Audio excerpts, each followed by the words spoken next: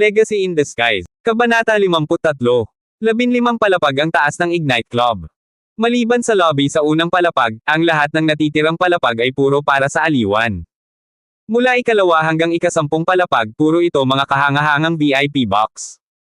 Ang bawat silid, kahit pa para sa mga ordinaryong miyembro, ay pawn ng karangyan na halos kasing luhong ng isang palasyo. Paano pa kaya ang para sa mga high-level VIP?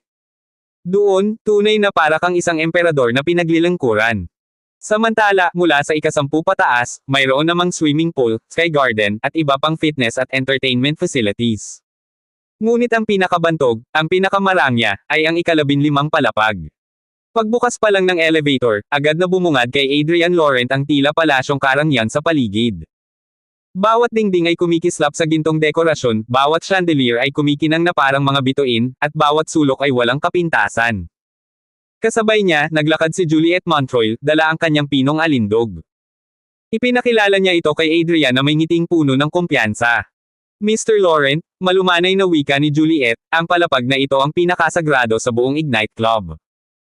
Mayroon itong semi-outdoor infinity pool, executive residence, at private dining room. Kung nanaisin ninyo ng musika, maaari kayong magdaos ng isang maliit na concert dito. Kahit sinong mga awit na gusto ninyo, maaari naming ipatawag upang personal kayong aliwin.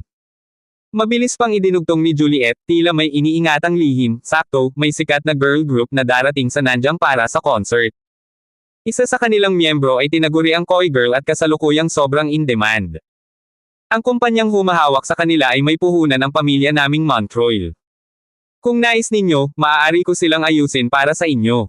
Ngunit si Adrian, malamig lang ang ngiti at marahang umiling. Hindi na. Hindi ko hilig ang entertainment industry. Bahagyang tumango si Juliet, ngunit hindi nagpatalo. Kung ganoon, maaari rin akong mag-imbite ng mga kilalang mga awit na hindi basta-basta makukuha. Para lamang sa inyo, Mr. Laurent. Nag-on ang tinig ni Adrian, ngunit mariin. Kung kailangan ko, ipaalam ko sa iyo. Nagningning ang mga mata ni Juliet, kasabay ng bahagyang pamumula ng kanyang pisngi. Sa unang pagkakataon, ang babaeng kilala sa pagiging mayabang at malamig ay tila naging mahiyain sa harap ng isang lalaki. Naalala niya bigla ang bilin ng kanyang lolo, hanapin mo ang paraan. Gawin mo siyang manugang ng ating pamilya. Ngunit higit pa sa tungkulin, ang puso ni Juliet mismo ang lumalapit kay Adrian.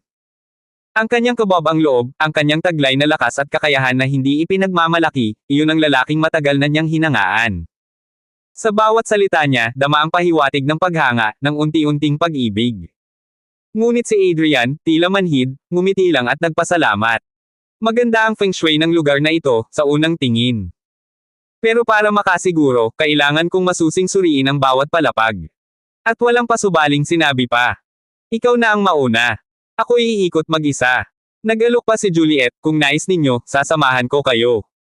Ngunit pinutol siya ni Adrian, marahang ngunit mariin. Hindi na. Mas malinaw ang mata kapag nag-iisa. Huwag ka nang mag-alala, tatawagan kita kung kailangan. Napilitan si Juliet na yumuko, magalang na sumagot, kung ganoon, Ginoong Laurent, narito lamang ako at handang maghintay.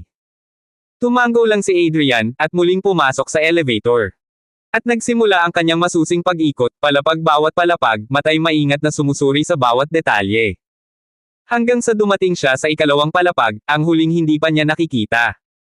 Bagaman puno ng karangyaan at malikhaing disenyo, ramdam ni Adrian na ang kabuoang feng shui ng Ignite Club ay wala pang tunay na lalim. Sa mata ng iba, napakaganda na ng ayos ng Ignite Club. Ngunit para kay Adrian Laurent, ito'y parang isang basong tubig, malinis, oo, ngunit walang lasa, walang talim, walang kakaibang lakas. Gayunman, dahil may pangako siya kay Juliet, wala siyang tutol na iaangat ang antas ng feng shui ng buong gusali. Sa kanyang isip, nagsimulang mabuo ang disenyo, batay sa 9 Secrets of Heaven. Ngunit bago pa man niya maisakatuparan, isang mapanuyang tinig ang pumunit sa katahimikan. Adrian Laurent, anong ginagawa ng tulad mong basura rito? Mabilis siyang napalingon. At doon, tumambad sa kanya ang babaeng puno ng galit, si Sophie Rousseau. Nakasalampak sa kanyang tabi ang lalaking nakaputing suit, si Bernard Rossi. Si Bernard, mula pa noong makuha niya si Sophie mula kay Ferdinand Rousseau, ay baliw na sa kanya. Nagmahal siya ng buong puso, at sa huli, nakuha rin ang loob ng dalaga. Kay Sophie naman, matapos niyang tanggapin si Bernard, muli niyang natagpuan ang kanyang dating pagmamataas. Ang yaman ng pamilya Rossi, bagaman hindi kasinlaki ng Maison Avenir Group, ay higit pa sa kayang ipagmalaki ng mga Rosso. Kaya't muli siyang naglakad ng taas noo, pinapalitan ang dati niyang pagkabagsak. Nang pumasok sila sa Ignite Club, halos manlumos si Sophie sa labis na karangyaan. Para siyang isang prinsesa ng mataas na lipunan. Ngunit ang lahat ng iyon, biglang gumuho nang masilayan niya si Adrian. Para bang isang langaw sa gitna ng isang handaan. Nakakasuka. Nakakainis. Nakakawalang gana. At higit pa roon, nais niyang durugan ito sa harap ng lahat. Kay tagal niyang tiniis, at ngayong pagkakataon na, siya mismo ang babawi. Napakapit si Bernard sa baywang ni Sophie, sabay tanong na may mapanuksong ngiti. Sophie, siya ba ang tinutukoy mong inutil? Ang nakikitirang manugang na kinahihiya mo. Mariing tumango si Sophie, ang mga matay nagliliyab ng puot. Siya nga. Mula pa noong kolehiyo, wala nang kwenta ang lalaking iyan. Hanggang ngayon, basura pa rin. Hindi ko akalaing makakapasok siya rito sa Ignite Club. Nang marinig iyon, napangisi si Bernard. Lalo pat nais niyang patunayan kay Sophie na kaya niyang tapakan ang taong kinamumuhian nito. Matalim ang titig niya kay Adrian. Hoy, bata. Sa tingin mo ba, nararapat ka sa lugar na ito? Ang Ignite Club ay para lang sa piling tao. At ikaw, ngumisi siya ng malupit, hindi ka karapat-dapat. Nanlamig ang mukha ni Adrian, ngunit mariin ang tinig ng sumagot. At sino ang nagsabi na wala akong karapatang nandito? Nagkatawanan si Bernard, mariing tumitig at winika. Simple lang. Dahil wala kang halaga. Dahil wala kang kwenta. Dahil hindi ka karapat-dapat. At sa saglit na iyon, nagbanggaan ang dalawang magkaibang mundo, ang kay Adrian, tahimik ngunit puno ng nakatagong kapangyarihan, laban sa kay Bernard at Sophie, na pawang naglalakbay sa ilusyon ng kayamanan at yabang. Tumawa si Adrian Laurent nang marinig ang mga salita ni Bernard Rossi. Hindi ito galit na pagtawa, kalmado ang anyo niya, may bahagyang ngiti sa lobby habang tumitingin kay Bernard. Sige sabihin mo, bakit hindi ako karapat-dapat? Tinanong niya nang parang naglalaro lang. Nagtaas ang ilong ni Bernard, at may malamig na pagnganginig ang pag-ungol niya. Kailangan pa ba akong tanungin? Natural na hindi ka karapat-dapat. Tingnan mo mga damit mo, grabe, hindi man lang kasing ayos ng doorman dyan sa pintuan. Ngumiti si Adrian, at ang ngiti niya kakaiba, parang hindi apektado. Ang damit ko. Kalayaan ko yon. May utos ba ang Ignite Club tungkol sa kung ano ang dapat isuot ng bisita? Napangisi si Bernard, pero puno ng pang-aalipusta. Hindi naman nag-uutos ang Ignite Club ng damit, pero may member system dito. Walang basta-bastang pumapasok ng hindi miyembro. Tumuwad ang tingin ni Bernard at nagtaas ng kilay, ikaw ba ay ordinary member? Nag-shake ng ulo si Adrian, hindi. Senior member ka ba? Inusisa pa ni Bernard, halatang nanlalamig ang boses. Muli, hindi. Napuno ng panggigigil ang pangungutya ni Bernard. Siguro senior VIP ka. Alam mo, hindi lagpas 10 ang may senior VIP sa buong Nanjing City. Ngumiti lang si Adrian, ipinamukha ang dalawang hanay ng ngipin niya, at nagsabing walang masamang balak, hindi rin. Kumuha ng malalim na buntong hininga si Bernard, at ang mukha niya nagkakulubot. Walang kahit isa sa 4 na grades ka, at yung sinasabi mong miyembro. Siguro pumasok ka lang ng walang palam, di ba? Nagtakip ng bibig si Sophie Russo sa gilid, at pang-aalipusta ang lumabas sa kanya, how could such a waste na manugang ng Russo family ay magiging miyembro dito? Siguradong pumasok lang para kumain at uminom. Pagkatapos nitong sambit, tinulak niya ang tingin kay Adrian, ramdam ang galit at pagkasuklam, Adrian Laurent, maling lugar ang pinasok mo. Bagong open lang itong Ignite High-End Club ng pamilya Montreuil. Trial business ngayon, mga dangal na tao lang ang pumapasok. Akalain mo ba na hindi ka papakawala ng security kapag nag-ulo ka? Mahinahon lang na sumagot si Adrian, member ako rito. Bakit ako papakialaman ng security? Tumanda pa ang ngiti ni Bernard, halatang magagalitin. Bakit ka nagmamarunong?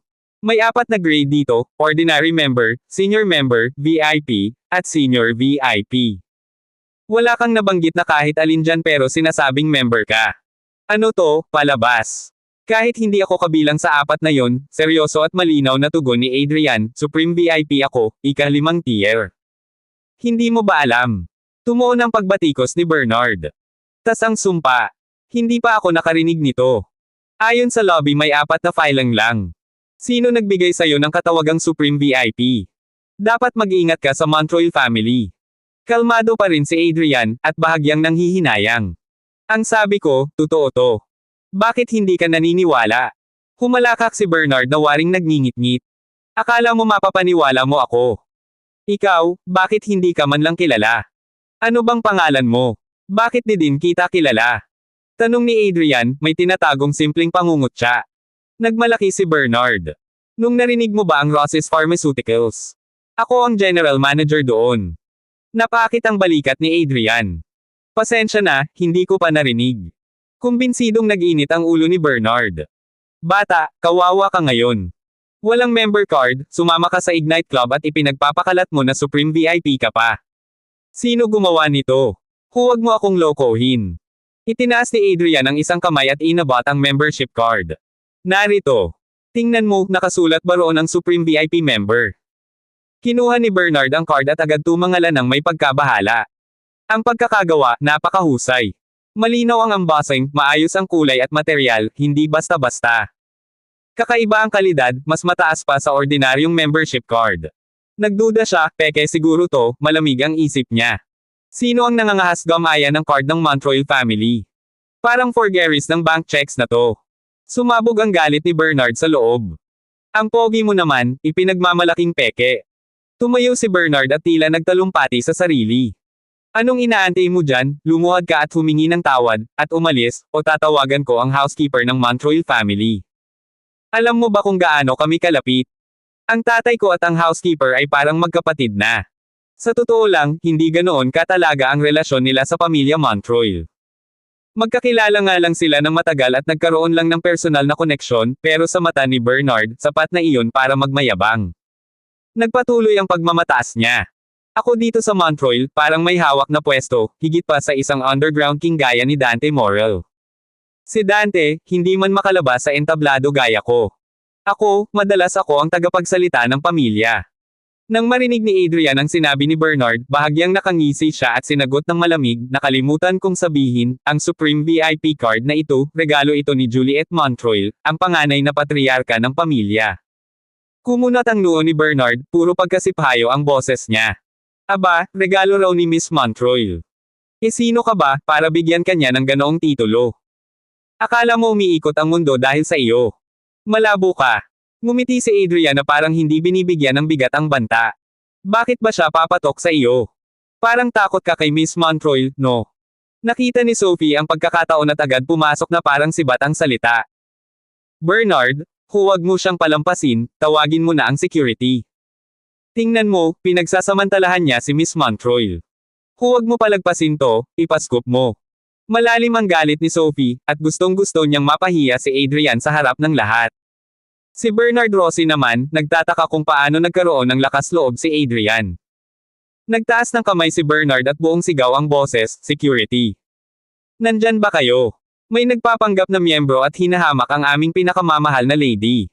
Hindi kalakasan kaya't may tumunog na malakas na boses mula sa itaas, mabigat, solemn, at puno ng autoridad, sino ang nag-iingay? Ano ang problema? Tumangala si Adrian at sa isang iglap nagbago ang hangin sa paligid. Dumilim ang mga usapan, kuminto ang mga kamay sa paggalaw. May taong dumating na hindi biro, ang housekeeper ng Montreuil family. Ang matandang si Bernard na noon pa tinitingala ang pangalan. Parang tumigil ang puso ng lugar. Lahat ng mata naka-antibay, magkakaroon ba ng kaguluhan? O matutunton ba ng katotohanan ang tatag ng katahimikan? Sa isang malakas na sigaw ni Uncle Bernard, biglang sumabog ang kanyang tawa, malamlam, pero puno ng pang-iinsulto. Tumingin siya kay Adrian Laurent na may ngiting malamig at pagmamaliit, hala, bata, ayos na, patay ka na ngayon. Kahit ang mga Diyos, hindi ka na maliligtas. Hindi pa siya nakakatapos magsalita, nilingon niya si Uncle Bernard at itinuturo si Adrian, Uncle Bernard, tingnan mo tong taong to, nagpapanggap na miyembro ng ating marangal na Ignite Club, at nang ahas pang bastyusan ang pamilya Montreuil. Turuan mo naman siya ng leksyon. Napilat ang noo ng matandang Bernard. Umiikot na ang mga mata niya, matinik na hanap ang mukha mula sa malayo, dahil tumatanda na, hindi na kasing linaw ng dati ang paningin. Pero may isang mukha na medyo klaro, si Bernard Rossi, medyo mas malapit, at dahil magkakababayan sila, may konting koneksyon, kaya may tiwala si Uncle Bernard rito. Kaya mariin niyang utos, sino ang gago? Security, kuhanin ninyo siya. Agad na pumwesto ang ilang mga gwardya mula sa taas, sumalakay at pumalibot sa grupo.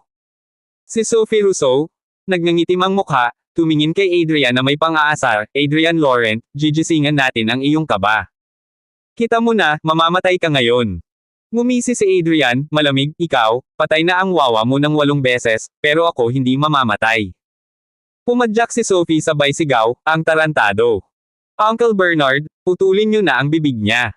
Hindi pinansin ni Adrian ang mga sigaw.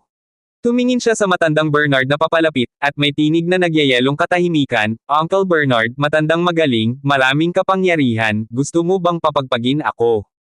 Sa paglabas ng mga salitang iyon, nanahimik ang buong paligid, lahat nagulantang. Anak ng tadhana, hindi ba siya agad namatay? Tinawag pa niya si Bernard. Sino ba ang hindi magtataka, tingnan natin kung papatayin siyang agad ni Uncle Bernard. Kwento sa bayan, si Uncle Bernard raw ang nagpapatay sa pamamagitan ng apoy. Ngunit hindi nagagalit si Uncle Bernard ng matagal, hanggang sa tawag na iyon kay Adrian, ang buong katawan niya'y nanlaki. Pinakinggang mabuti ang tinig, parang si Mr. Laurent ang nagsalita. Nang itingalan niya ang mukha, iisa, si Master Laurent, ang nirerespeto ng pamilya Montreuil. Naramdaman ni Uncle Bernard ang panginginig. Parang nawala ang buong aura ng kapal ng loob sa kanya. Agad siyang yumuko, may 2 kamao ang magkakapit, Mr. Laurent, hindi ko inakala, lubos akong nagkamali. Paumanhin po. Tumigil ang mga tao. Nakatanga silang nakatitig. Ano iyan, si Butler Bernard, na kilala bilang matayog at mayabang, humihingi ng patawad sa isang palaboy. Bago pa lubos maunawaan ng karamihan, malamig na sinabi ni Adrian, nabalitaan kong mataas ang posisyon mo sa Montreuil. Gaano man kataas, hindi ka dapat mauuna sa Panginoong Lucio Montreuil. Dahil sinabi ni Bernard Rossi na sila raw ay kamag-anak, kapatid ng ama, hindi inisip ni Adrian na palampasin na lang ito. Ayaw niyang magpakitang tao.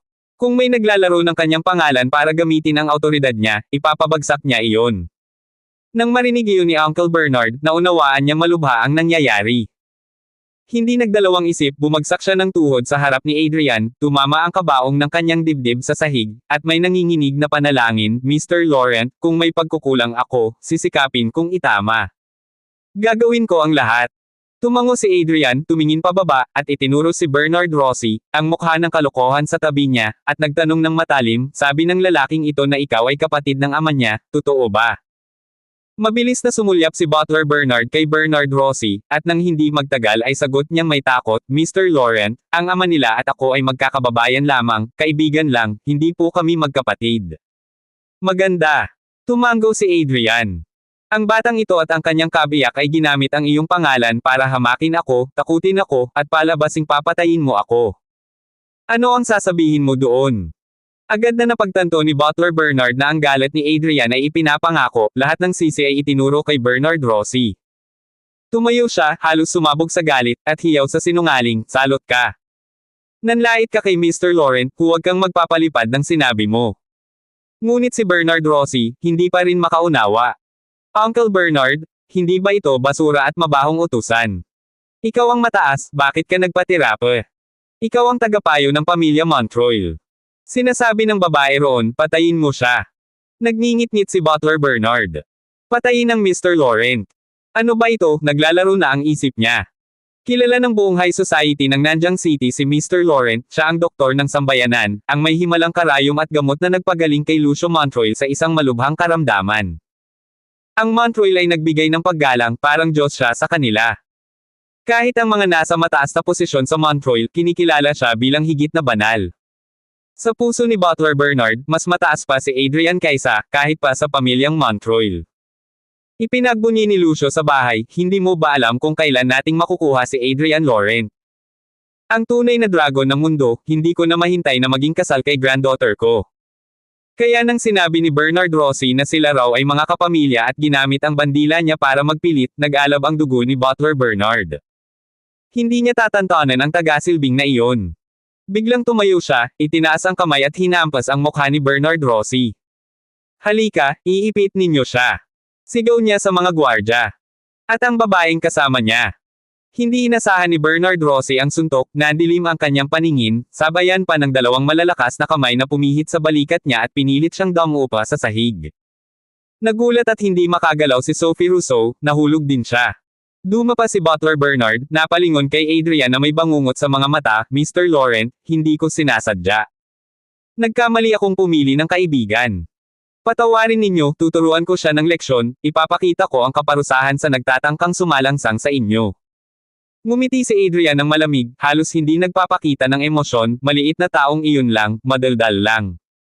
Bukod pa rito, kilala naman kayo, Uncle Bernard. Kahit sampilan ninyo siya, kailangan ko lang tiisin. Nang marinig iyon, tila tumindi ang kabiguan sa dibdib ni Butler Bernard. Ayaw niya ng ganitong pagtitiis. Kaya sumuntok siya ng 3 beses sa hangin, parang 3 tahag na panunokso, at nagmura, Mr. Laurent, kung may hinihingin po kayo, huwag kang mag-atubili.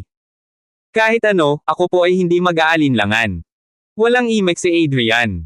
Winagayway ang kamay, bumulong siya, hindi na kailangan ang marahas. Gusto ko lang malaman kung may nanglait sa inyong pinakamamahal, si Juliet Montreuil, ano ang gagawin ninyo. Pagkatapos ay ituro niya ang isang Supreme VIP membership card na hawak ni Bernard Rossi, ang palatandaan na ipinagkaloob mismo ni Juliet Montreuil bilang paggalang. Ngayon, sa bibig ng lalaking iyon, naging insulto ang katawagan. Tumingin si Adrian ng matalim kay Uncle Bernard, kung ang katawagan na iyon ay ginawang katawa-tawa, hindi ba parang sinisingit mo ang kalansay sa dibdib ng inyong sariling lady?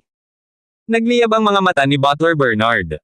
Tumigil ang mundo sa paligid, tila nagtiyak na ang nag-umpisang maliit na gulo ay haantong sa bagyong di inaasahan. Rosie, napakunot ang noo ni Butler Bernard, bumulong na puno ng galit, sapat na ang iyong kalokohan. Ihulog ninyo siya. Nanginginig sa takot si Bernard Rossi, habang pilit na pinapanatili ang kanyang tikas sa harap ni Butler Bernard, ang tagapamahala ng prestihiyosong Ignite Club. Sa tinig na pilit pinatigas, nagmakaawa siya. Uncle, sa impormasyon sa lobby sa unang palapag, wala namang kategoryang Supreme VIP member. Niloloko ka lang ng taong yan. Isa lang yang impostor, ginawa lang niya yun para manlinlang. Sumabat si Sophie Rousseau, may halong pang-uuyam sa kanyang tinig. Tama. Isa siyang sinungaling. Hindi lang siya nagkunwaring miyembro, pati antas ng pagiging Supreme VIP, ay inimbento pa. Ang kapal ng mukha. Nilalapastangan niya ang pangalan ng Montreuil family. Habang nagsasalita si Sophie, ramdam sa kanyang mga mata ang pagnanais na ipahamak si Adrian Laurent, isang paraang maililihis ang galit ng Montreuil family sa kanya. Ngunit ang hindi niya alam, ang mismong pamilyang Montreuil ang dahilan kung bakit may ganitong antas sa Ignite Club. Biglang sumabog ang tinig ni Butler Bernard, galit na galit. Alam niyo ba kung sino ang Supreme VIP member na tinutukoy niyo? Iyon ay personal na itinalaga ng ating binibining Montreuil, at iisa lang sa buong mundo. At siya iyon, si Mr. Adrian Laurent. Namutla sina Bernard Rossi at Sophie. Parang gumuho ang mundo nila. Anong sinabi mo? Ang Supreme VIP ay totoo. Parang binuhusan ng yelo si Sophie. Kung gayon, lahat ng sinabi niya ay hindi lang kasinungalingan, kundi insulto mismo sa binibini ng Montreuil family. Lumapit ang butler kay Adrian, yumuko ng may labis na paggalang. Mr. Laurent, anong kaparusahan ang nais mong ipataw sa dalawang ito? Tahimik lang si Adrian. Ang titig niya, malamig, parang nyebe. Ang mga taong mababa ang asal, karaniwang mabaho rin ang bibig. Baka panahon na para linisin nila iyon. Sumabat ang butler, alanganin. Gusto mo ba silang painumin ng pabango, sir? Ngumiti si Adrian, malamig pa rin. Uncle, kahit ang mga hanggal ay dapat may common sense. Ang pabango ay puro kemikal. Kaunting spray ay mabango, pero kung iinuman ng kilo-kilo, mamamatay. Hindi ko naman nais silang patayin. Gusto ko lang silang turuan ng leksyon. Nanginginig si Sophie. Anong ibig mong sabihin? Tumayo si Adrian, at sa malamig na tinig ay nagutos. Dalhin sila sa banyo ng mga lalaki. At ipalinis sa kanila ang bawat urinal gamit ang kanilang mga dila. Kung tumanggi sila, painumin sila ng pabango. Nanginginig sa takot si Bernard Rossi. Dilaan, ang urinal. Alam niya kung gaano iyon karumi, kung ilang daang lalaki ang gumagamit noon araw-araw. Uncle, maawa ka. Sa pangalan ng ama ko, huwag. Gagawin ko ang lahat, huwag lang iyon, sobrang kababuyan. Ngunit malamig ang tinig ni Butler Bernard. Kung ayaw mong dilaan, sige, maghanda ka. Iinom ka ng 5 kilo ng pabango. Natigilan ang lahat. Ang pabango ng Ignite Club ay imported, puro alcohol, chemical, musk at antiseptic. Ang 5 kilo noon, katumbas ng kamatayan. Napaatras si Rosie, nanginginig. Ngunit bago pa siya makapagsalita. Pa! Pa! Pa! Sunod-sunod ang suntok ng mga gwardya. Duguan na sina Bernard, Rosie at Sophie, halos hindi na makilala ang kanilang mga mukha. Habang nakaluhod, nanginginig, muling nagmakaawa si Rosie. Uncle Bernard, isa akong senior member. 5 milyong piso ang binayad ko rito. Kaibigan mo ang ama ko. Hindi mo dapat. Tama na. Sigaw ng butler. Kung may galang ka talaga, bakit mo nilapastangan si Mr. Laurent? Simula ngayon, bawal ka na sa Ignite Club. Isusoli ko ang binayad mo, pero wala ka ng karapatang makabalik. Napaluha si Rosie. Wala na siyang nagawa kundi magmakaawa. Maya-maya, dumating ang mga gwardya dala ang ilang malalaking bote. Uncle Bernard, narito na po ang mga pabango. Lumapit si Butler Bernard, may ngiti ng puot sa labi. Kung ayaw niyong lumuhad at dilaan ang urinal, bubuksan natin ito. 5 kilo bawat isa. Bubuhos sa lalamunan ninyo hanggang wala nang matira. Napahikbi si Sophie, nanginginig ang mga labi. Hindi, ayoko mamatay. Itinaas ng mga gwardya ang bote, binuksan, at sumangaw ang napakatapang na amoy ng alkohol at kemikal. Lumapit si Butler Bernard, malamig na nakangiti. Pagkatapos niyong uminom nito, sigurado akong hindi mabulok ang mga katawan niyo. Kapag inilibing, baka maging relic pa balang araw. Napasigaw si Sophie. Hindi po. Gagawin ko po. Oo. Opo. Luluhod kami. Lilinisin namin ang urinal. Huwag lang pabango. Tahimik si Adrian. Tumango lamang. Mabuti. Sa pagkakataong ito, pinagbigyan ko kayo. Pero tandaan ninyo. Ang kasinungalingan at kayabangan ay may amoy din. At minsan, kailangan lang itong linisin sa pinakamababang paraan. Alam ng lahat na nakakainis ang mga urinal sa banyo ng kalalakihan, pero hindi naman ito nakakamatay kung sakaling madimpian ng dila. Pero kung ibubuhos sa kanila ang 5 kilo ng pabango, baka hindi na makilala ang katawan nila sa lakas ng kemikal. Kahit gaano kayabang sina Bernard, Rosie at Sophie Rousseau, alam nilang hindi dapat paglaruan ang kamatayan. Kung mabubuhay naman sila pagkatapos, ayos lang kahit mapahiya. Kahit durugin ang dangal nila, basta't huminga pa sila kinabukasan. Dalhin niyo tong 2 aso sa banyo ng lalaki, malamig na utos ng butler. Linisin nila ang urinal, gamit ang dila nila. Kapag may bahid pa ng dumi, bugbugin niyo hanggang mawala ng malay. Walang nagtanong. Agad hinila ng mga gwardya sina Bernard, Rosie at Sophie Rousseau, parang mga basurang hinahakot. Lumapit ang butler kay Adrian Laurent, at magalang na tanong, Mr. Laurent, nais niyo po bang kayo mismo ang magmasid? Ngumisi si Adrian, malamig at mapanlibak. Siyempre. Hindi ko palalampasan ang ganitong entertainment. Sa ilalim ng paggalang ni Uncle Bernard, marahan siyang naglakad patungo sa banyo sa ikalawang palapag. Malawak ang lugar, puting marmol ang sahig, may 2 hanay ng 16 na urinal, kumikintab, tila walang bahid ng kasalanan. Pero kahit gaano pa kalinis, amoy pa rin iyon ang ihi kapag lumapit. Itinulak ng mga gwardya ang 2 sa harap ng urinal. Ano pang hinihintay nyo? Sigaw ng isa. Simulan nyo na. Nanginginig si Bernard, Rosie. Dahan-dahan niyang inilabas ang dila, pero nang lumapit, samukha siya sa sobrang baho. Si Sophie Rousseau, halos mawala ng malay. Napahawak sa dibdib, nanginginig, halatang nagpipigil ng suka. Kapag nagtagal pa kayo, malamig na banta ng butler, toilet bowl na ang ipapadilo ko sa inyo. Nanlambot silang pareho.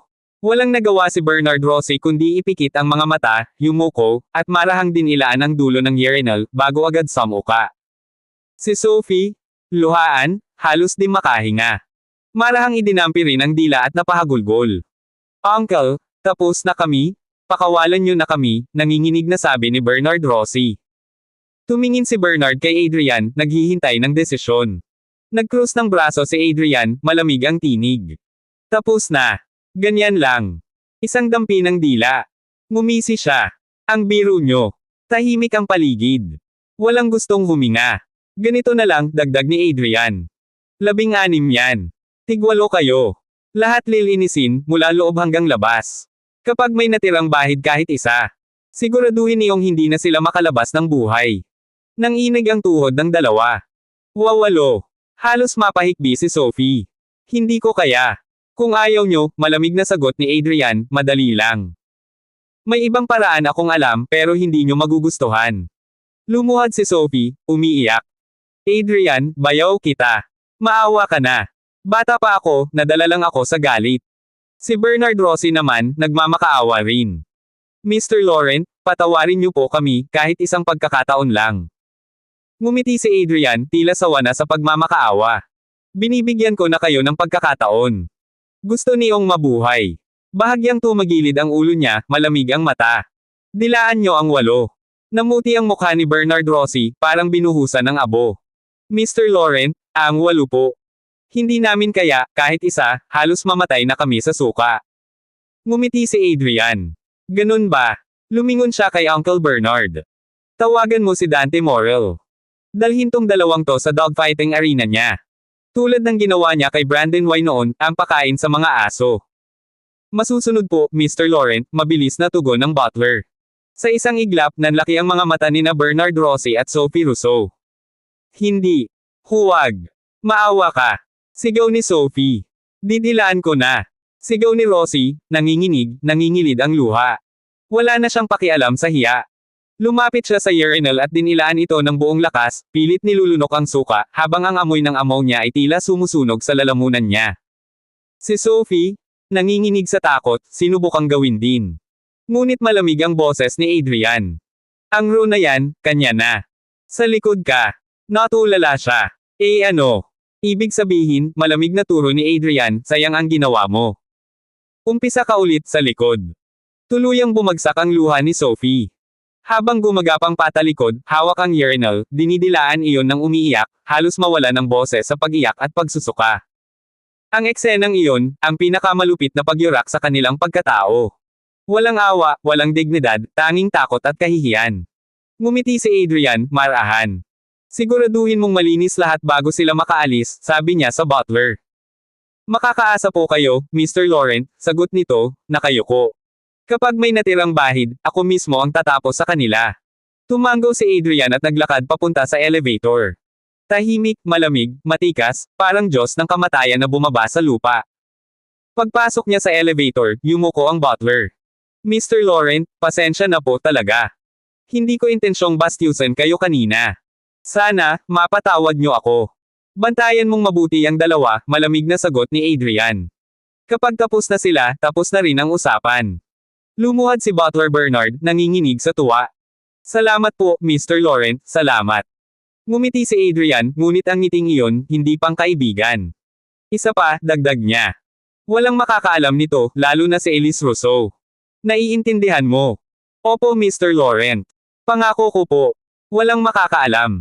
Tumango si Adrian. Magaling. Pagkasara ng pinto ng elevator, bumulaga sa hallway ang tunog ng pagsusuka, iyakan, at pagmamakaawa mula sa banyo. Ang mga sigaw ay umalangaw-ngaw sa katahimikan, habang si Uncle Bernard ay nakatingin lang sa direksyon ng elevator, pawis na pawis, nanginginig, at nangingilid ang luha sa hiya. Ngunit sa kabila ng lahat, isa lang ang pumasok sa isip niya. Kung kaya ni Adrian Laurent ipahamak ang dalawang yun ng ganon kadali. Ano pa kaya ang kaya niyang gawin sa susunod na magkamali sa kanya? Abangan ang mga susunod pang kabanata ng Legacy in Disguise.